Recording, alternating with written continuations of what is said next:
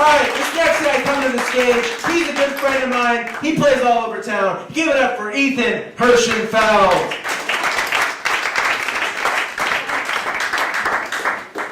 I did the marathon 2 weeks ago. Thank you. Turns out it takes more than endurance. It takes faith. Faith that the Kenyan guy in front knows where the hell he's going. He takes a wrong turn in the Bronx, 50,000 of us are following him straight up to Yonkers.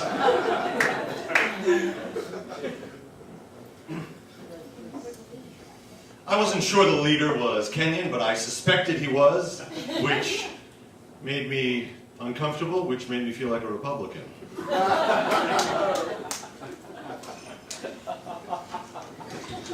People were concerned about terrorism at this year's marathon, but terrorists don't repeat themselves. They keep coming up with new and unexpected ways of assaulting Western culture, just like Miley Cyrus.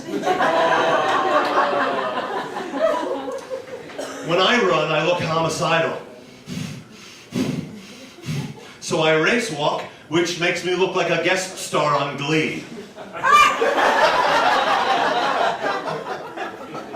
If the marathon went through Chelsea, my Lycra shorts and I wouldn't have gotten out of there together. The marathon's a lot like a night of binge drinking. Starts off rowdy and fun. A few hours into it, people are doubled over making deals with God. Get me through this, I swear I'll never do it again. The spectators are encouraging, but I had a problem with some of their comments. Some guy yells at me, "Don't quit." I said, "Hey, that's not necessary at mile 2.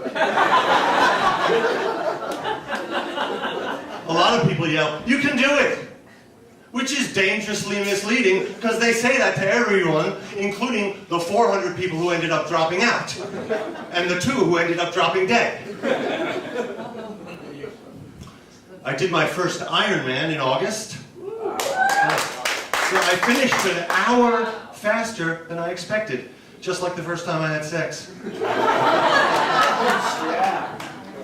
The Ironman cost me $500 plus airfare. Also like the first time I had sex.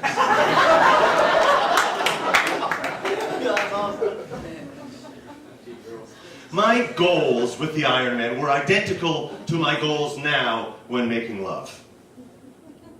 Finish. Doesn't matter how long it takes. Doesn't have to be pretty, just finish. Don't sprain anything.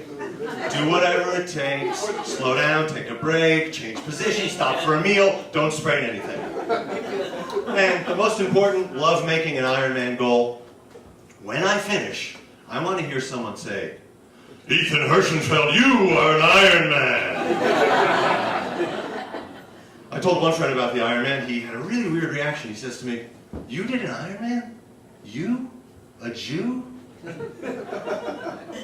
Like he thinks there's a separate triathlon for my people. The Jew-athlon.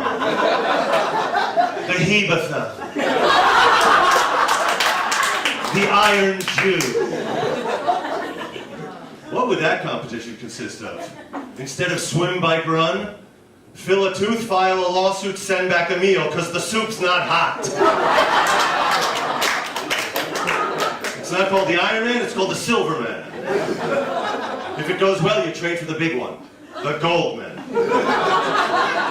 Evict an elderly rent control couple, walk on water, and send back the soup again because it's still not hot. What the hell's going on in that kitchen? Get the owner!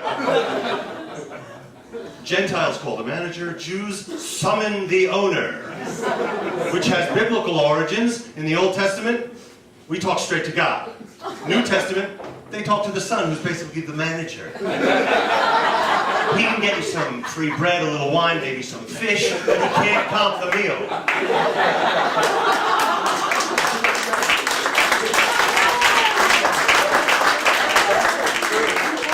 I do swim races in the Hudson. When I tell people that, they always ask me the same questions. Is it clean? No. And neither am I. See any rats? No. In fact, it's the only rat-free zone in the 5 boroughs. See any dead bodies? No. But I have seen several survivors of botched homicides treading water. Anyone who's opposed to gun control should really visit New York, not that we're a violent city, but you land at JFK Airport, JFK, shot. Head over the RFK Bridge, RFK, shot. Go across 125th Street to Lenox Avenue, also known as Martin Luther King Boulevard and Malcolm X Boulevard, the corner of shot and shot. Head down the west side past Grant's tomb, Ulysses S. Grant, his horse was shot. Through the Lincoln Tunnel, Abraham Lincoln, say it with me, shot. It's a relief to get somewhere like Roberto Clemente State Park. Roberto Clemente, plane crash. Thank you, you've been wonderful.